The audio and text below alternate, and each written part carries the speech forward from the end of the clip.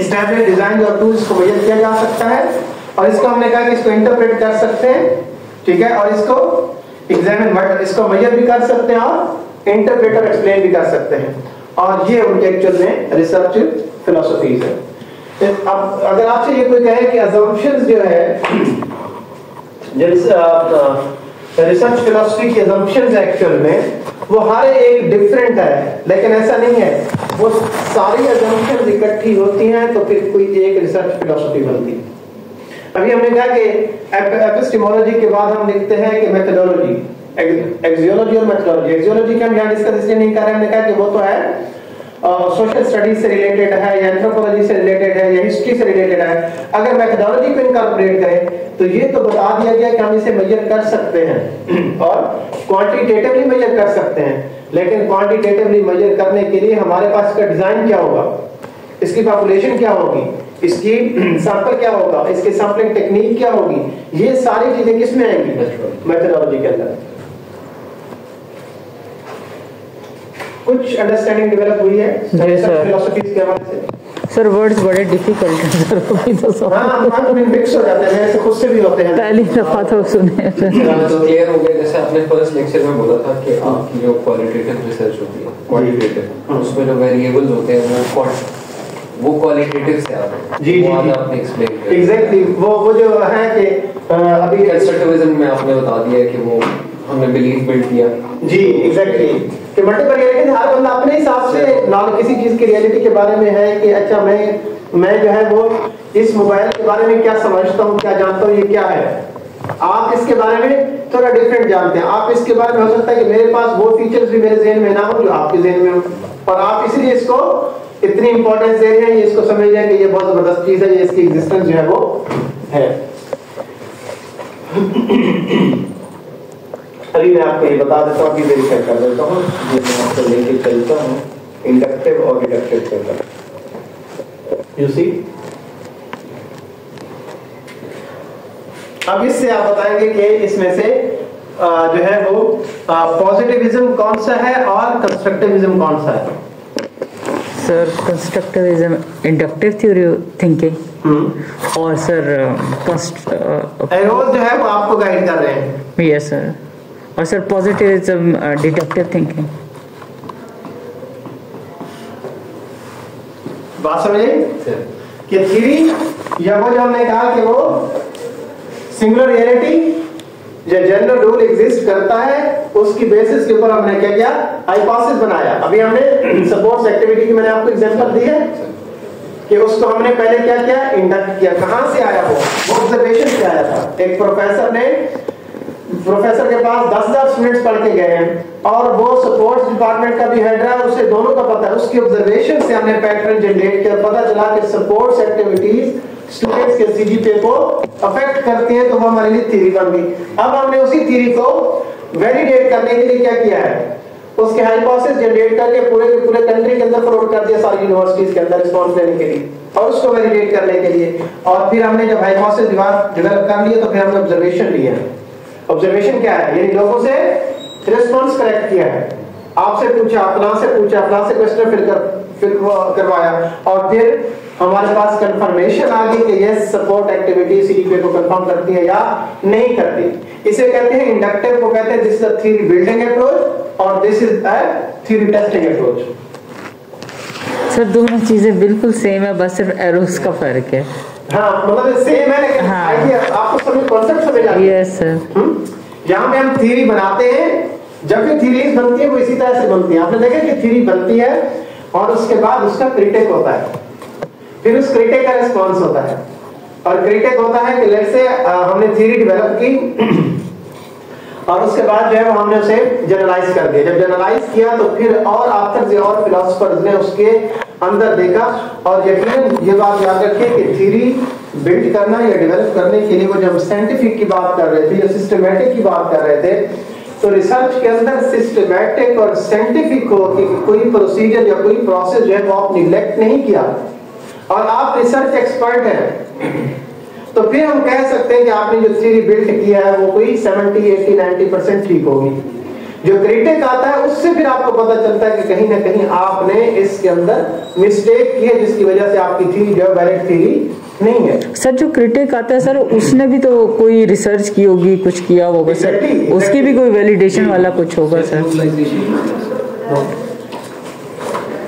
तो मैं समझा नहीं इसकी बात, लेकिन मुझे लगा है कि नहीं रिसर्च की बात करते हैं, ग्लोबलाइजेशन। हाँ ग्लोबलाइजेशन का कुछ बोल रहा सर जो क्रिटिक सर तो लोग कहेंगे तो बात गलत है, गलत बात किया इसने, तो क्रिटिक यही आया कि नहीं आया? बिल्कुल सही सर। अब वो इस क्रिटिक को रिस्पॉन्स करेगा लॉजिकली, सेंसिबली, रीजंस की बेस के ऊपर उसको वो जस्टिफाई करेगा।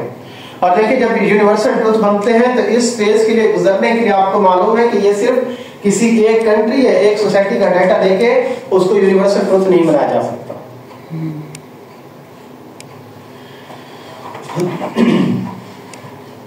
यहां पे कुछ समझ आया? ये क्या है? डिडक्टिव रीजनिंग, जैसे जनरल प्रिंसिपल, और ये है स्पेशल केस। स्पेशल से जनरल की तरफ आना और जनरल से स्पेसिफिक की तरफ जाना।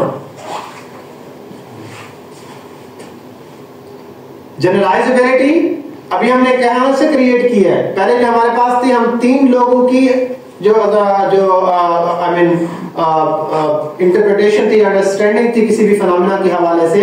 हमने कहा कि स्पोर्ट एक्टिविटी स्टूडेंट्स को क्या करती हैं, उसका सीजीपीए पॉजिटिवली अफेक्ट करती हैं। अब हम इन 3 लोगों के रिस्पॉन्सेज को जनरलाइज नहीं कर सकते थे। अब अगर हमें जनरलाइज करना है उस स्पेसिफिक को, तो फिर क्या करेंगे हम?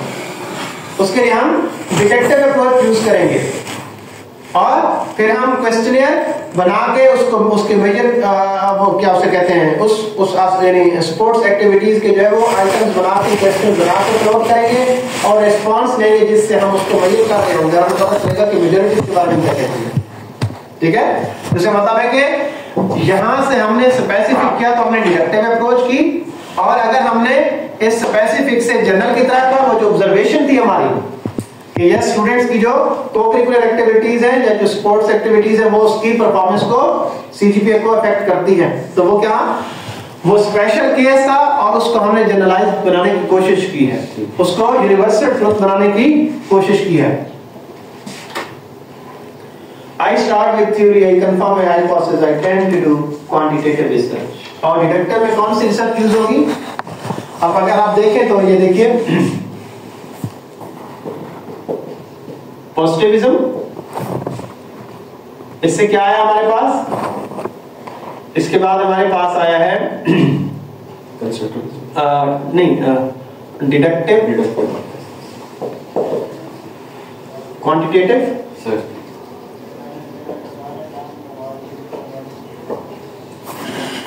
क्वेश्चनियर या सर्वेज, ऐसे ही है या जो सेकेंडरी डेटा होता है वो। लेकिन जो दूसरी साइड है इंडक्टिव वाली, उसके अंदर क्या है? कंस्ट्रक्टिविज्म है, इंडक्शन है, देन क्वालिटेटिव है, इंटरव्यूज है।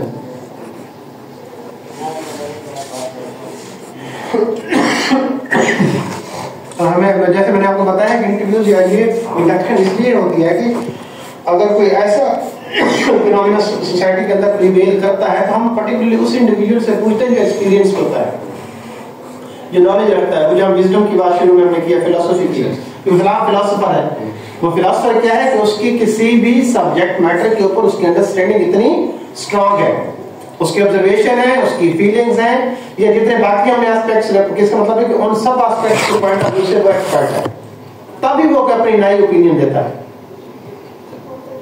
देखिए नहीं है कि बड़े बड़े लोगों की बातें जो है वो समटाइम कहते हैं कि अच्छा ये ओपिनियन मेकर है, कहते हैं ना ओपिनियन मेकर है, इसका मतलब है कि उसकी विजडम इतनी स्ट्रांग होती है कि वो कोई बात करता है तो लोग कहते हैं ये सिस्टम में है ही, और वो उसकी ऑब्जर्वेशन, उसका एक्सपीरियंस, उसका एक्सपोजर जो है एक्चुअल में वो बात उससे कहवा रहा है, उसकी जो फीलिंग्स है, ऑब्जर्वेशन है या एक्सपीरियंस है, वो एक्चुअल में उसको बता रहा होता है कि आपने क्या बोला है, क्या बोलना है, किस एस्पेक्ट के ऊपर बोलना है।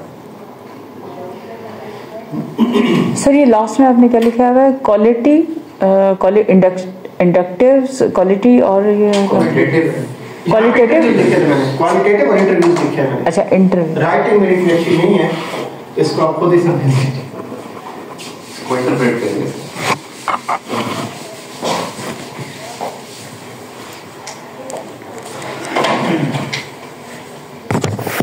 चलिए ये आप थोड़ा सा पढ़ लें, मुझे 2 मिनट की ब्रेक मिल जाएगी। जी पढ़ें, क्या है?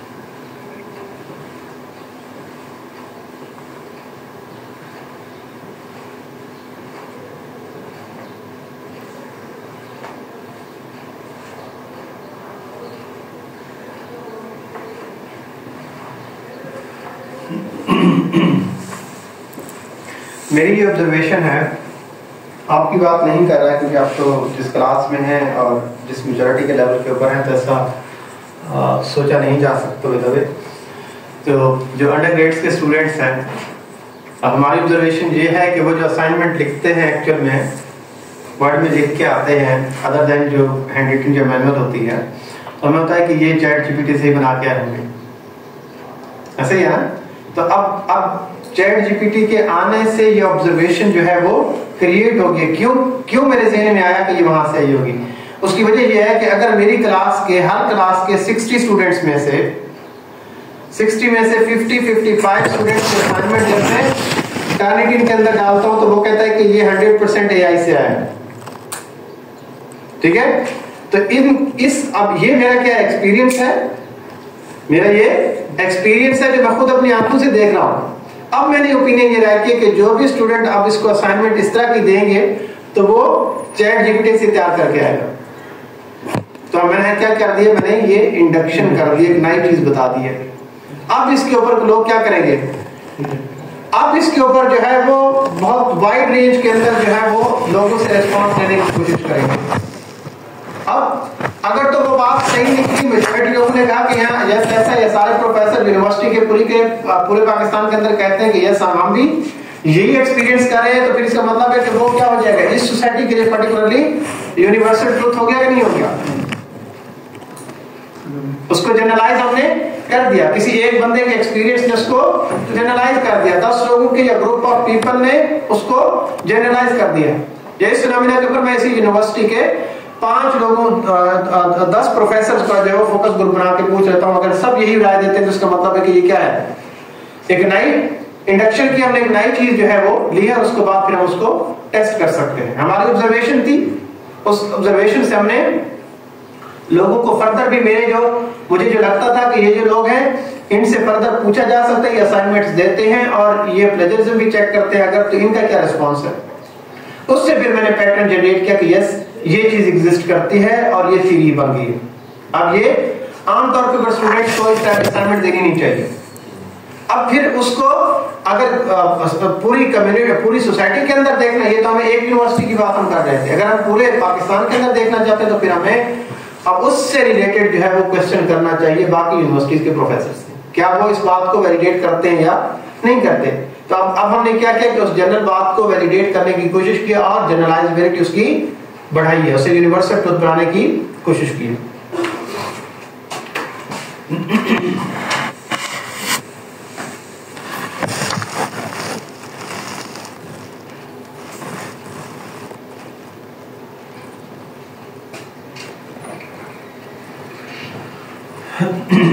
ये कुछ समझ आया आप लोगों को? जरा पढ़िए इसको।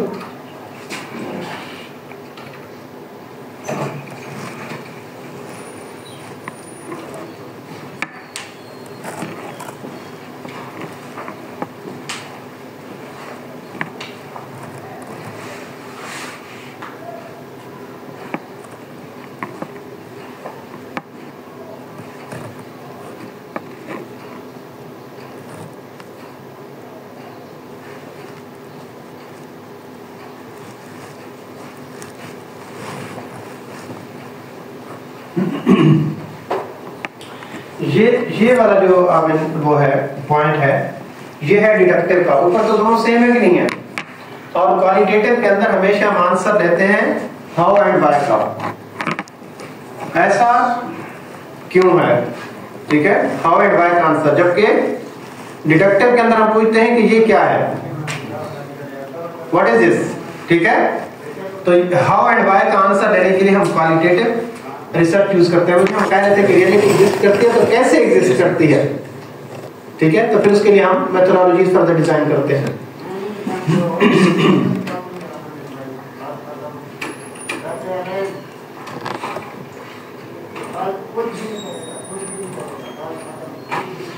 अच्छा, आपको ये बात कुछ समझ आई है कि जो प्रॉब्लम होगा, जो purpose of the problem searching होगी जिसके ऊपर हम काम कर रहे होंगे, वो ऑब्जेक्टिव या पर्पस ऑफ रिसर्च या उस प्रॉब्लम या वो प्रॉब्लम इटसेल्फ हमें गाइड करेगा कि हमें पॉजिटिविज्म की तरफ जाना है, हमें कंस्ट्रक्टिविज्म की तरफ जाना है, या हमें प्रेगमेटिज्म यूज करना है। डिडक्शन, इंडक्शन, क्वालिटेटिव, क्वांटिटेटिव, ये हमने कब यूज करनी है? हमें हमारा aim of research, objective of research, research purpose जो है वो बता रहा होगा कि एक्चुअल में हमें कौन सी अप्रोच, फिलॉसफी और डिजाइन यूज करना है। तभी मैंने आपको शुरू में बताया कि जो थीसिस है जब हम लिखते हैं तो उसके अंदर पहला क्वेश्चन आता है कि एक्चुअल में आपने इसका फिलॉसफी क्या यूज की है। ये कह देना कि मैंने प्रेगमेटिज्म यूज किया है, तो ये कह देना कि मैंने कंस्ट्रक्टिविज्म यूज किया है या पॉजिटिविज्म यूज किया है, तो ये इनफ नहीं है। ये बताना कि मेरी जो स्टडी है एक्चुअल में उसका जो पर्पस है वो एक्चुअल में इसकी अजम्पशंस को फुलफिल कर रहा है। फिलॉसफी मैं कंस्ट्रक्टिविज्म यूज कर रहा हूं, तो कंस्ट्रक्टिविज्म की ये रियलिटी की मल्टीपल रियलिटीज है, और मल्टीपल रियलिटीज क्यों हैं, कैसे हैं, और फिर उसके लिए क्या मेथोडोलॉजी डिजाइन होगी उस रियलिटी को वैलिडेट करने के लिए। तो इसी वजह से मैंने कंस्ट्रक्टिविज्म यूज किया। एक होता है कि किसी चीज के बारे में बिल्कुल मालूम ना होना, कुछ थोड़ा सा मालूम होना, या मालूम होना लेकिन किसी खास कॉन्टेक्स्ट के अंदर, प्रैक्टिकली किसी खास रीजन के अंदर, किसी कंट्री के अंदर, ठीक है। तो अगर तो फिनोमेना के बारे में बिल्कुल आप कुछ नहीं जानते, तो फिर आप एक्सप्लोरेशन करते हैं। एक्सप्लोरेशन का क्या मतलब होता है? To find something underground. तो इसका मतलब है कि आप बिल्कुल कोई नई चीज जो है वो एक्सप्लोर करने की कोशिश करते हैं। और वो हमने देखा है कि अगर कोई नई चीज हमने देखनी है, इसका मतलब है कि नाम तो आपने सुना है लेकिन उस रियलिटी का मालूम आपको नहीं है, ठीक है। जैसे अगर मैं आपको ये कहूं कि ग्राउंड थ्योरी, ग्राउंड थ्योरी से ग्राउंडेड थ्योरी, यस सर, कि कोई ऐसा फिनोमेना बताओ जो हमारे यहाँ प्रिवेल अभी कर रहा है। फाइनेंस के पॉइंट ऑफ व्यू से एडवाइजरी रोबोट्स आपने नाम सुना है, जो इन्वेस्टमेंट पर्पसेस के लिए जो है वो काम करेंगे इन्वेस्टमेंट मैनेजर की जगह पे। एडवाइजरी रिपोर्ट्स या कंसल्टेंट्स कराएंगे। तो वो डिफरेंट कंट्रीज के अंदर यूज हो रहे हैं। अब हमारी कंट्री के अंदर वो यूज नहीं हो रहे। हम थोड़ा सा उनके बारे में जानते हैं। हम ये देखना चाहते हैं कि क्या हमारे कंट्री के अंदर ये रोबोट्स एग्जिस्ट तो करते हैं, लेकिन हमारे यहाँ यूज क्यों नहीं किए जाते? हमारे यहाँ यूज क्यों नहीं किए जाते? अब ये जो क्यों और वाई का क्वेश्चन आ गया है इसी स्टेटमेंट के अंदर, जिसका मतलब है कि मुझे कौन सी रिसर्च करनी है, क्वांटिटेटिव करनी है या क्वालिटेटिव करनी है? मुझे क्वालिटेटिव रिसर्च करनी है, क्योंकि जो इन्वेस्टमेंट कंपनीज हैं, जो म्यूचुअल फंड्स की कंपनीज हैं, ठीक है, उनको उनके जो एक्सपर्ट्स हैं या मैनेजर्स हैं, या उनसे ये पूछने की जरूरत है कि वो क्यों नहीं इनको ला रहे या इंस्टॉल कर रहे, इंडस्ट्री का हिस्सा क्यों नहीं बना रहे। अब वो जो रीजन देंगे वो आम बंदे को मालूम नहीं होगी, बिकॉज वो कंसर्न है, उनके ऑब्जर्वेशन है, प्रैक्टिकल है, वो समझते हैं। तो इसीलिए वो हमें जो राय देंगे या ओपिनियन देंगे, हम उसको पूरे पाकिस्तान के लिए जो है वो कहेंगे कि ये यूनिवर्सल है, ये बात है जिसकी वजह से हम इसको यूज नहीं कर रहे। अब वो जो आपको मैं अभी पहली क्लास में बता रहा था कि जब मेरे से पूछते हैं कि फाइनेंस और फिर क्वालिटेटिव ये कैसी बात है, तो जब भी कोई नई चीज की हम एक्सप्लोरेशन करेंगे, नई चीज के बारे में किसी नए फिनोमेना को स्टडी करने की कोशिश करेंगे, तो हम हमेशा उसको एक्सप्लोर करने की कोशिश करेंगे, उसके हर एस्पेक्ट्स को समझने की कोशिश करेंगे। इसीलिए कहते हैं कि वो एक्सप्लोरेटरी स्टडी है और वो क्वालिटेटिव स्टडी है और वो कंस्ट्रक्टिविज्म को जो है वो सपोर्ट करती है या कंस्ट्रक्टिविज्म से कनेक्टेड है।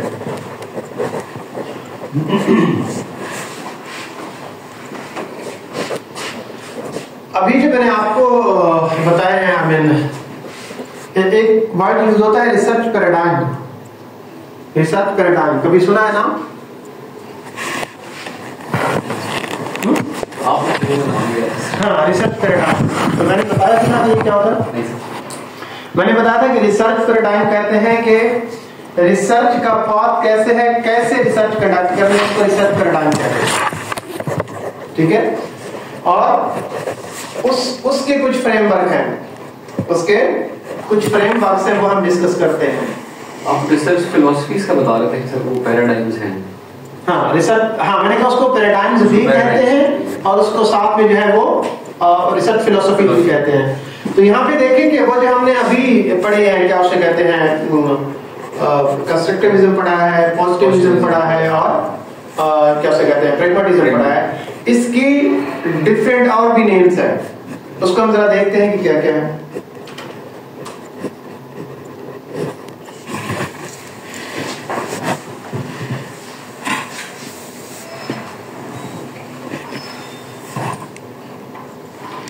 यहां पे कहीं पे आपको पॉजिटिविज्म नजर आया? लेकिन पॉजिटिविज्म तो नजर आया किसी जगह पे? पॉजिटिविज्म के से एडवांस का कोई लेवल होगा, उसके बाद की कोई बात हो रही है। साथ में क्या लिखा हुआ है? कंस्ट्रक्टिविज्म और सोशल कंस्ट्रक्टिविज्म, ट्रांसफॉर्मेटिव फ्रेमवर्क और प्रैग्मेटिज्म में हमने पढ़ा। पोस्ट मॉडर्निज्म ये हमने नहीं पढ़ा, प्रैग्मेटिज्म यहाँ पे है, और अदर फ्रेमवर्क हमने तीन ये पढ़े हैं, प्रैग्मेटिज्म पढ़ा है, कंस्ट्रक्टिविज्म पढ़ा और पॉजिटिविज्म पढ़ा है। लेकिन अब जैसे जैसे वक्त चेंज हो रहा है तो उसके साथ साथ हमारा जो वे ऑफ डाटा कलेक्टिंग या किसी रियलिटी को समझने के लिए वो चेंज होता जा रहा है। ठीक है, अब देखते हैं कि वो किस तरीके से चेंज होता जा रहा है। The researcher views inquiry as a series of logical related steps, believes in multiple perspectives from participants rather than a single reality. अब हम कहते हैं कि वो जो यूनिवर्सल ट्रूथ है उसको हमें क्या करना चाहिए, मल्टीपल एस्पेक्ट से अगर हम देखना चाहते हैं, from different participants and espouse rigorous methods of data collection often used by quantitative researchers. अब हमारे पास हमने कहा है कि जो सपोर्ट्स एक्टिविटीज हैं वो स्टूडेंट्स की सीजीपीए को अफेक्ट करती हैं। ये हमारे पास एक ऑब्जर्वेशन आ गई है, हमारे पास एक थ्योरी आ गई है, ऑब्जर्वेशन की बेस के ऊपर यानी ये थ्योरी बनी है। तो पोस्ट पॉजिटिविज्म क्या करेंगे, अब वो ये कहते हैं कि इसको यूनिवर्सल ट्रूथ करने के लिए एक छोटे से सर्कल के अंदर इसको नहीं करना, बल्कि इसको और यूनिक बेस से जो है वो टेस्ट करने की जरूरत है। आम तौर के ऊपर जो हमारे पास कन्वेंशनल मेथड्स हैं उनसे हट के हमें इसे टेस्ट करने की जरूरत है। अभी आपने देखा है कि आप लोगों को सर पढ़ा रहे होंगे इकोनोमेट्रिक्स, नहीं इकोनोमेट्रिक्स पढ़ा रहे हैं सर, आयु सब पढ़ा पढ़ा ना। तो उसके अंदर आपने देखा है कि जो टेक्निक्स पहले यूज होती थी अब वो यूज नहीं हो रही, अब उसकी जगह पे न्यू टेक्निक्स और एडवांस टेक्निक्स आ रही है, जिससे ये फायदा हो रहा है कि जो रिस्पांस हम कलेक्ट करते हैं रिस्पोंडेंट से या जो डाटा हमारा होता है उसको टेस्ट करने की जो रिलायबिलिटी है वो ज्यादा है और वो ज्यादा वैलिड है पहले के कंपैरिजन में। अगर पहले किसी के अंदर जो है वो वीकनेस थी किसी टेस्ट या उसके टेक्निक्स के अंदर, तो अब वो ज्यादा मॉडर्न हो रहे हैं, ज्यादा बेहतर हो रहे हैं। तो यहाँ पर भी पॉजिटिविज्म के अंदर पहले जो हम कह रहे थे कि पूरे कंट्री के अंदर हमने इसको फिनोमेना को टेस्ट करने की कोशिश की, हमने क्या कि अब ये थ्योरी बन गई है, नहीं हमें इसको और ज्यादा एक्सटेंड करने की जरूरत है। और पहले हम कह रहे थे कि सिर्फ हम डाटा जो है वो हम ऑनलाइन भी तो भेज सकते हैं और फिजिकल भी इन्वेस्ट कर सकते हैं। तो अगर हम ऑनलाइन भेजते हैं तो इससे हमारे पास रिस्पोंडेंट्स तो ज्यादा हो जाएंगे इस फिनोमेना को टेस्ट करने के लिए, ऑब्जर्वेशन को या थ्योरी को टेस्ट करने के लिए। लेकिन क्या वो हमें कैसे पता चला है कि उन्होंने जो रिस्पांस वो फिल किया है फॉर्म जो है वो क्या रेलिवेंट पर्सन ने फिल किया, क्या उसने सही फिल किया, उसकी अंडरस्टैंडिंग सही थी। दूसरा तरीका होता है सेल्फ एडमिनिस्ट्रेट करने का, कि मैं खुद जाके आपसे फिल करवाऊं और आपके साथ खड़े होकर फिल करवाऊं। तो जिनको मैं सेल्फ एडमिनिस्ट्रेट करूंगा, जिनके साथ खड़े होकर फिल करवाऊंगा, कि पॉसिबिलिटी है कि उनका रिस्पॉन्सेस ज्यादा रिलायबल होगा और ज्यादा वैलिड होगा एज कम्पेयर टू वो कि हमने पॉपुलेशन तो बढ़ा दी, उसको सेपरेट तो कर दिया कि मैंने 2000 लोगों का रिस्पॉन्स ले लिया, मैंने 1 लाख लोगों का रिस्पॉन्स ले लिया। लेकिन हो सकता है कि किसी ने कहा कि यार ये किसी का क्वेश्चन है मेरे पास टाइम, आप जरा फिल कर लीजिए। आप उसको समझते कुछ नहीं और आपने जो है वो अपनी मर्जी से उसे फिल किया। जिस तरह आमतौर पर होता है कि हम ऑफिस का काम कर रहे होते हैं और साथ ही जो है वो क्वेश्चन भी फिल कर रहे होते हैं, ठीक है। तो इसी वजह से अब अगर इस तरह की चीजें आ गई हैं कि हमने ऑनलाइन सर्वे भेजा है, तो अब इसको ये देखने के लिए ये रिलायबल मेरे पास आया है डाटा या नहीं है, तो हमारे पास अब मॉडर्न टेक्निक्स या मॉडर्न सॉफ्टवेयर मौजूद है जिससे हम इसको और अच्छे तरीके से रिफाइन कर सकते हैं। Social constructivism develops subjective meaning of the word. Goal of researcher is to rely more on participants' views. मेरी अपनी ऑब्जर्वेशन यानी मुझे अपनी बायसेस या इंट्यूशन का ऑपरेट करने की जरूरत नहीं है। सोसाइटी के अंदर वो लोग जो इसको एक्सपीरियंस कर रहे हैं वही जो बता रहे हैं, वही रिस्पॉन्स जो है वो सही रिस्पॉन्स है, वही रियल पिक्चर है, ठीक है। Instead of relying on a theory, researcher inductively develops a theory or pattern of the meaning. हमने कहा कि मैंने वो कहा कि सपोर्ट एक्टिविटीज जो है वो बहुत जबरदस्त है और फिर मैंने अपने पूरे कंट्री के अंदर उसको वेरीफाइड भी करवाया। तो वो कह रहे हैं कि ये इनफ नहीं है, इसमें मैं अपना, अगर रिसर्चर कहते हैं कि मैं भी यही कहता हूँ, जैसे मतलब है कि फिर आपने अपनी इंट्यूशन डाली है और आपने अपना व्यू दिया है, आपने पार्टिसिपेंट्स के हो सकता है किसी व्यू को जो है वो सेट असाइड किया।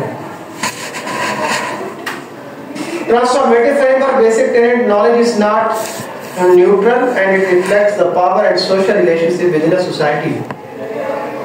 कि मैं किसी भी फिनोमेना के बारे में कहता हूँ कि जो कि मुझे सूट करता है और मैं पावरफुल भी हूँ, तो मैं इस सोसाइटी के ऊपर उसे क्या कर दूँ, इम्प्लीमेंट कर दूँ। जिस तरीके से हमारे यहाँ गवर्नमेंट की कुछ स्ट्रेटेजीज होती हैं जो इम्प्लीमेंट होती है, अगरचे वो पॉलिटिशियंस को या पॉलिसी मेकर्स को या सेक्रेटरीज को तो वो सही जबरदस्त लग रही होती है, लेकिन रियल पिक्चर में वो ग्राउंड्स के ऊपर वो चीज एक्चुअल में हो नहीं सकती, पॉसिबिलिटी नहीं होती उसकी। ऐसे है ना, बहुत मॉडर्न चीजें हम यूएस से उठा के इंप्लीमेंट करने की यहाँ पे कोशिश करते हैं, हम अपनी एफिशिएंसी दिखाने की कोशिश करते हैं, लेकिन वो फ्लॉप हो जाती है, ठीक है। तो यहाँ पे ये कहा गया कि जो नॉलेज है it is not neutral, it reflect the power and social relationship with in society. ये सोसाइटी जो है वो उसको अगर किसी इंडिविजुअल ने उसको इन्फ्लुएंस किया है अपने पर्सपेक्टिव में, तो फिर जरूरी नहीं है कि आप जो है वो सही कर रहे हैं या सही या रियलिटी के साथ खड़े हैं तो आप रियलिटी के साथ खड़े नहीं है। वो नॉलेज जो आप ले रहे हैं वो किससे इन्फ्लुएंस है,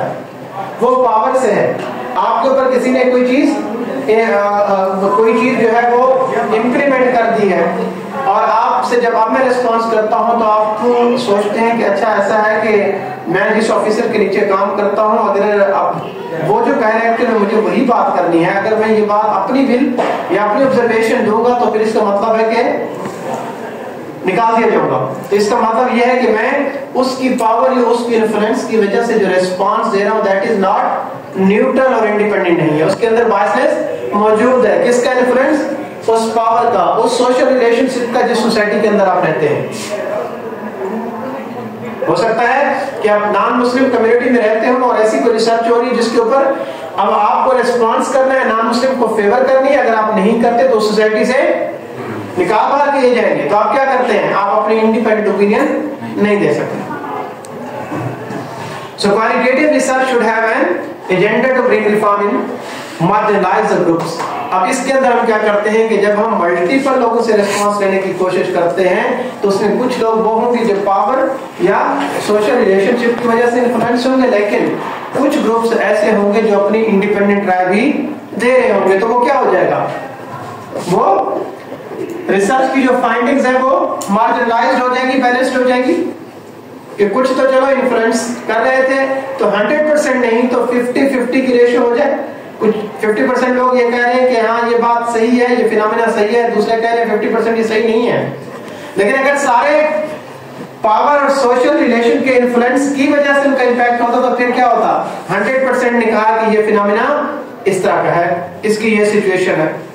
इसीलिए हम क्या करते हैं, हम ये कहते हैं कि अगर पावर और सोशल रिलेशनशिप का इन्फ्लुएंस मौजूद है तो उसको खत्म करने के लिए हम अपनी स्टडी के जो रिस्पोंडेंट्स है उसको बढ़ाते हैं और ज्यादा ग्रुप्स के ऊपर स्टडी करते हैं ताकि वो जो इन्फ्लुएंस और पावर का जो शिफ्ट है वो क्या हो जाए, वो बैलेंस्ड हो जाए, हमें ट्रू पिक्चर थोड़ी नजर आ जाए।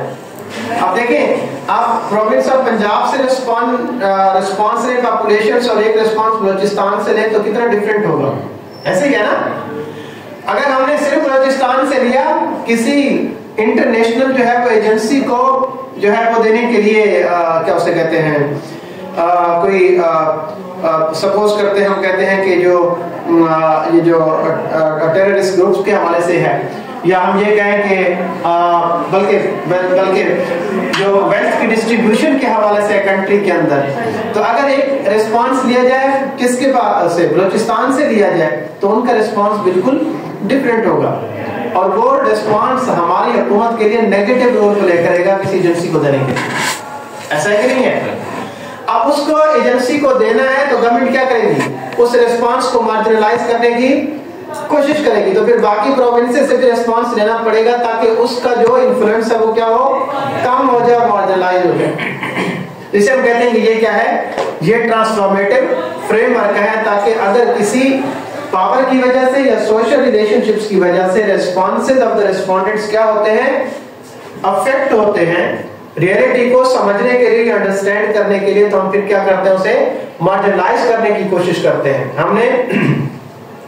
हमने किसी एक क्लास के अंदर जो है वो क्वेश्चनर फ्लोट कर दिया और उसके बाद फिर हमने क्या किया, हमने कहा कि अच्छा ये तो सब मिले जुले हैं, तो ऐसा है कि मैं इसी बीबीए के किसी और ग्रुप से जो 5th सेमेस्टर का कोई और सेक्शन है उससे ये करवा लेता हूँ, या उससे मैं लोगों से पूछ लेता हूँ, इंटरव्यू कर लेता हूँ, या फोकस ग्रुप बुला लेता हूँ, उन बच्चों से पूछ लेता हूँ। तब ये क्या हो जाएगा, इनका जो टैका था, जो इनकी जो एक्सट्रीम थी उसको मैंने तोड़ दिया एक्चुअल में और उसको बैलेंस कर दिया, जिससे पता चलेगा कि इनका जो रिस्पॉन्स है कि बल्कि आपसे ये रेलिवेंट भी है कि कुछ स्टूडेंट्स अभी कहते हैं कि आखिरी जो 10 डेज हैं वो यूनिवर्सिटी के क्या होने चाहिए,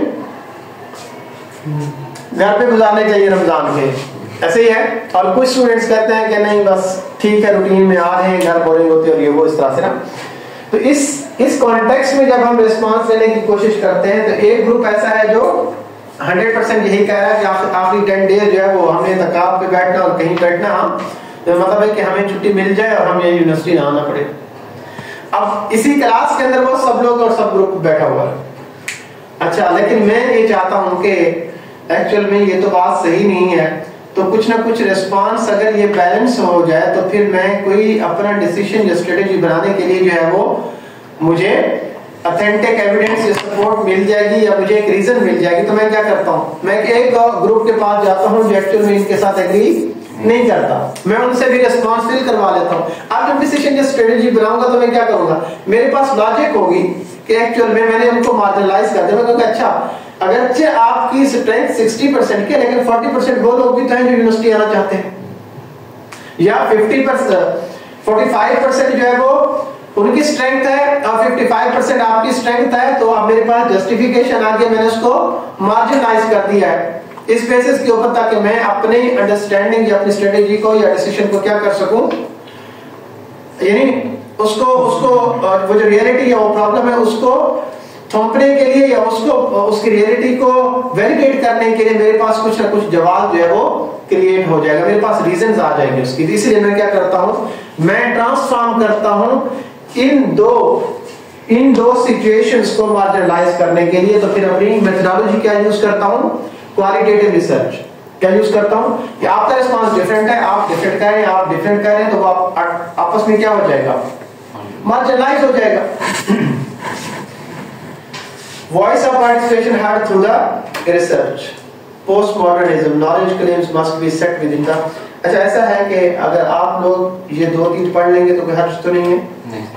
आप इसको पढ़ लेंगे तो हम इसको डिस्कस करेंगे, क्योंकि मैं भी थक गया हूँ। जी सर। और सबसे जिसका कंक्लूजन है हमें इसको देखना है वो यहाँ पे आपको नजर आएगा।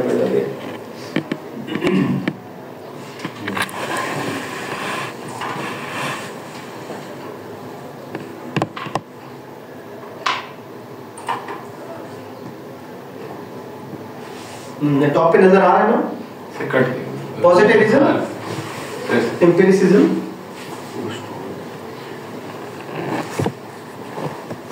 डिफरेंट टाइम में डिफरेंट नेम्स यूज होते रहे।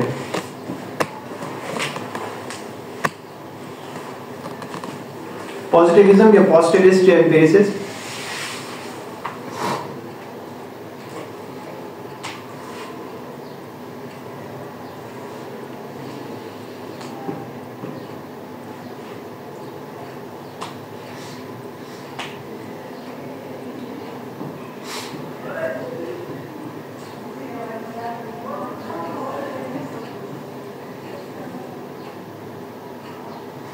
सेकंड वाला कलम आप लोग पढ़ रहे हैं ना, राइट लेफ्ट से सेकंड वाला कलम पॉजिटिविस्ट या एम्पिरिसिस्ट के नीचे पढ़ रहे हैं ना, ऑन्टोलॉजी, देन उसकी एपिस्टेमोलॉजी, देन उसकी एक्सियोलॉजी, देन उसकी मेथोडोलॉजी। वन रियलिटी जो कि नोएबल है और सबके लिए जो है वो यूनिवर्सल है, ठीक है।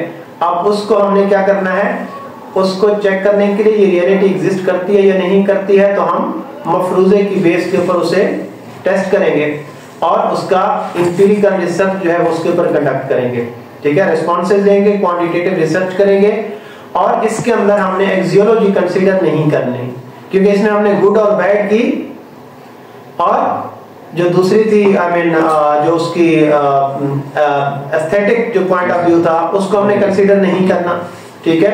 इसमें हमने पावर और जो वो है सोशल इंटरेक्शन रिलेशनशिप है उसको भी इंक्लूड नहीं करना।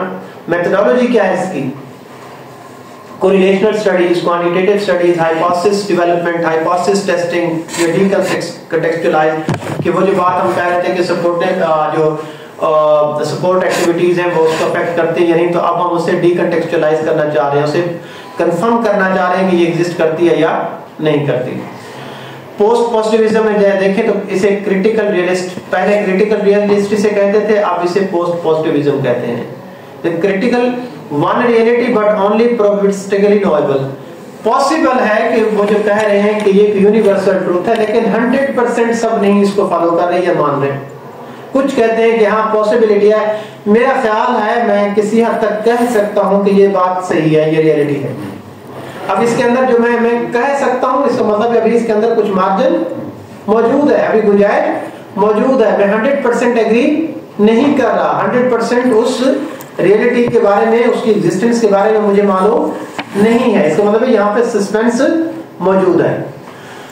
दिस इज अगेन ऑब्जेक्टिविस्ट, मफरूजे की बुनियाद पे होगी, एम्पिरिकल फाइंडिंग्स होगी, क्वांटिटेटिव रिसर्च अप्लाई होगी और इसके अंदर अगेन इन्फ्लुएंस और वैल्यूज एक्सक्लूड होगी, यानी एक्सियोलॉजी यूज नहीं होगी। मॉडिफाइड एक्सपेरिमेंटल मैनिपुलेटिव, वो क्या कहा हमने, ट्रांसफॉर्मेशन, क्या कहा हमने इसको, ट्रांसफॉर्मेशन जो हमने कहा है, तो ट्रांसफॉर्मेशन के अंदर हमने मैनिपुलेट किया, हमने एक को दूसरे के साथ जो है वो मार्जिनलाइज करने की कोशिश की है। उसके बाद है falsification of hypothesis and then decontextualized. Constructivism,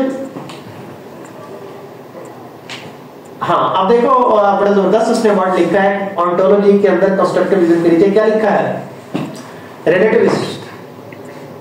तो रिलेटिव टर्म को क्या कहते हैं हम, के मल्टीपल रियलिटीज हैं। आपकी ओपिनियन जरा है डिफरेंट है, उनकी ओपिनियन जरा है डिफरेंट है, इनकी ओपिनियन और है डिफरेंट है, इनकी ऑब्जर्वेशन किसी भी रियलिटी के बारे में बिल्कुल मुख्तलिफ है। इसका मतलब है कि ये क्या है, दिस इज अ रिलेटिविस्ट अप्रोच।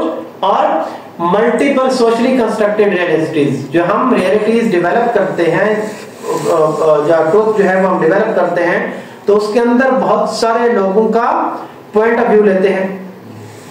ऐसे ही है ना, सोशली कंस्ट्रक्शन का क्या मतलब होता है कि बहुत सारे लोगों की ओपिनियन की बेस के ऊपर किसी चीज को हम कंस्ट्रक्ट कर रहे हैं, ठीक है। इट्स अ सब्जेक्टिव, और सब्जेक्टिव किसको कहते हैं, वो तो मफरूजे की बेस के ऊपर था, तो सब्जेक्टिव क्या है, इंडिविजुअल्स की पर्सनल फीलिंग्स, जो ऑब्जर्वेशन, जो एक्सपीरियंसेस जो है वो इसके अंदर होंगे। और वो कैसे लिए जा सकते हैं? क्या क्लोज एंडेड क्वेश्चन करके किए जा सकते हैं? क्या स्ट्रक्चर्ड अप्रोच के थ्रू किए जा सकते हैं? नहीं, ओपन में कहा दिया जाए कि what is your opinion regarding this phenomena. अब हमने उनको इजाजत दे दिया कि वो ओपनली बोल सकते हैं और अपनी फीलिंग्स और अपने थॉट्स और अपनी ऑब्जर्वेशन या अपना एक्सपीरियंस, एक्सपोजर जो है वो डिस्कस कर सकते हैं। वैल्यूज इंक्लूडेड फॉर्मेटिव, अब वो बताएंगे कि ये बात, ये फिनोमेना है, ये क्यों है, ये कैसा है, ये अच्छा है, ये बुरा है, उसकी नजर में अच्छा है तो क्यों अच्छा है, बुरा तो क्यों बुरा है। तो अब इसके अंदर एक्सियोलॉजी भी शामिल होगी, ठीक है। एंड देन है हेमेनेटिकल और डायलेक्टिकल, क्वालिटेटिव और कंटेक्सचुअल। तो वो बात आ गई कि मेथोडोलॉजी इसकी क्या होगी, in fact that is qualitative based होगी, फोकस ग्रुप्स होंगे, केस स्टडी होगी, इंटरव्यूज होंगे, ठीक है, एथनोग्राफी होगी, फेनोमेनोलॉजी होगी, ट्रांसफॉर्मेटिव या formally critical theory, historical social realism. अच्छा, ट्रांसफॉर्मेटिव के अंदर जो है वो हम जनरली जो है वो जो जिस डिसिप्लिन को हम इग्नोर करते हैं या अभी इग्नोर करते हैं, मैं आपको सिर्फ बता देता होता हूँ कि ये एक्चुअल में किससे रिलेट कर रहा है। तो ट्रांसफॉर्मेटिव एस्पेक्ट जो है और साथ में एट द एंड जो इंडिजीनियस है, ये वो है इवन पोस्ट पॉजिटिविज्म, ट्रांसफॉर्मेटिव और इंडिजीनियस, ये सारे के सारे जो है वो ये सोशल जो डोमेन है, क्या उसे कहते हैं, सोशल एस्पेक्ट जो है या जो सोशल डिसिप्लिन सेक्टर में उससे रिलेट करते हैं ये, ठीक है। तो हमारे यहाँ सिर्फ पॉजिटिविज्म, कंस्ट्रक्टिविज्म या प्रैग्मेटिज्म जो है वो अप्लाई होता है बिजनेस रिसर्च के अंदर। और अगर आप देखें तो अभी भी इस वक्त भी हम सिर्फ क्वालिटेटिव एस्पेक्ट जो है वो आइडेंटिफाई करने की कोशिश कर रहे हैं कि अगर हमें रिसर्च मेथोडोलॉजी अपनी लिखनी होगी थ्योरी उसके अंदर, थीसिस के अंदर, तो हमें सिर्फ ये डिफरेंशिएट करना होगा कि मैं क्वालिटेटिव रिसर्च क्यों यूज कर रहा हूं, मैं क्वांटिटेटिव क्यों नहीं यूज कर रहा, मैं क्वांटिटेटिव अगर यूज कर रहा हूं तो क्वांटिटेटिव क्यों नहीं यूज कर रहा, मैं मिक्स मेथड यूज कर रहा हूं तो फिर मैं क्यों कर रहा हूं, मैंने इंडिविजुअली क्वालिटेटिव और क्वांटिटेटिव को क्यों नहीं यूज किया। तो इनको हम डिफरेंशिएट करने की वजह से अभी हमने 2 लेक्चर इसी के ऊपर हमने पूरे किए हैं, ठीक है। तो ये फोकस है, बाकी विषय आप इसको ट्रांसफॉर्मेटिव को, इंडिजीनियस और पोस्ट पॉजिटिविज्म को डिस्कस करने की या वैसे अपने नॉलेज के लिए पढ़ सकते हैं, बाकी उसको कंसीडर करने की जरूरत नहीं है। टाइम क्या होगा मुझे बताइए। ओके, 8 मिनट्स रहेंगे, सही है। यस, 4:40 पे खत्म होगी क्लास, am I right? 2:40 से 4:40। यस सर 45 का कहा हुआ है, लेकिन सर ब्रेक देते सर। ठीक है, 2:45 ये सर 45 है सर। ओके, वेल मैं थक भी गया हूं तो सर बस कर लेते हैं फिर। मेरा गला काफी दिनों से खराब है और मुझे अनफॉर्चुनेटली आप लोगों ने ऑब्जर्व भी किया होगा, मैं थोड़ा सा लाउड बोलता हूं। जी सर, थोड़ा सा मैं लाउड बोलता हूं, तो इसलिए हैबिट हो गई है कि जो बड़ी क्लासेस होती है उनके लिए बोलना पड़ता है, तो फिर आदत सी हो गई है, तो गला खराब और वो सही भी नहीं हो रहा। मुझे आज लग रहा था कि आज रेस्ट होगा, तो कल आपने मुझे बताया तो मैं थोड़ा सा सस्पेंस में आ गया कि मैंने कहा, मैं समझ रहा था कि थर्सडे भी अदरवाइज क्लास नहीं थी, तो मैंने कहा चलो फिर। अभी भी मुझे बहुत खांसी हो रही है, पता नहीं कैसे रुकी हुई है क्लास में। हाँ, ओके, तो अटेंडेंस तो आप लोगों की कोई अभी मेरे पास कर सकते हैं, स्कूप वगैरह ये सब। और एचआरएम में जो है वो डाटा एनालिटिक्स के ऊपर आप काम कर सकते हैं, वो थोड़ी एचआरएम के अंदर जो उसका रोल है, हमारा भी डाटा एनालिटिक्स के ऊपर है, तो इस तरह की कोई चीज जो है वो हम कर सकते हैं। तो और इसका तो पेपर भी इतना कि बड़ा नहीं होता है, मेरे को हम कहें कि हमें 10,000 वर्ड्स की 8,000 या 6,000 वर्ड्स की रिक्वायरमेंट फुलफिल करनी है, तो उससे ये होगा कि अगर जितना वो यूनिक होगा आइडिया, जितना ज्यादा यूनिक होगा उतनी राइटअप हमें कम करना पड़ेगा। क्यों? क्योंकि लिटरेचर जो हमें लिखना होगा वो कम अवेलेबल होगा, तो इसीलिए हमारा राइटअप और भी कम हो जाएगा। तो अब आप जो है वो कमिंग क्लास में जरा इसके को देख के आइए, अपने पॉइंट ऑफ व्यू से, आप फाइनेंस के एस्पेक्ट से देख के आ लीजिए और आप एचआरएम के एस्पेक्ट से इंडिविजुअली जो है वो आप देख के इसको क्या जो है वो पॉसिबल ऐसा टॉपिक है जिस जो एक्सप्लोरेटरी स्टडी से रिलेट कर रहा है तो हम उसको स्टडी कर सकते हैं। जी, और आप लोगों का क्वेश्चन अगर पूछे, अदरवाइज फिर हम इसको माइंड जी। सर ये जो 5 जो पढ़ते हैं सर, ग्राउंड थ्योरी, फिनोमिनल और वो भी आपके स्ट्रेटेजी जो है सर, हमें उनके पैटर्न से करना पड़ेगा। ये सर केस स्टडी, एक्सपेरिमेंट, ये सर केस फोकस ग्रुप है, एथनोग्राफी है, ये सर ठीक है, और 2 और भी है, मुझे भी याद नहीं आ रहा। तो ये आपको कमिंग स्लाइड के अंदर, कमिंग जो सेशन है उसके अंदर पढ़ाऊंगा। सर हमें उनके रेफरेंस से रिसर्च करनी पड़ेगी या सर?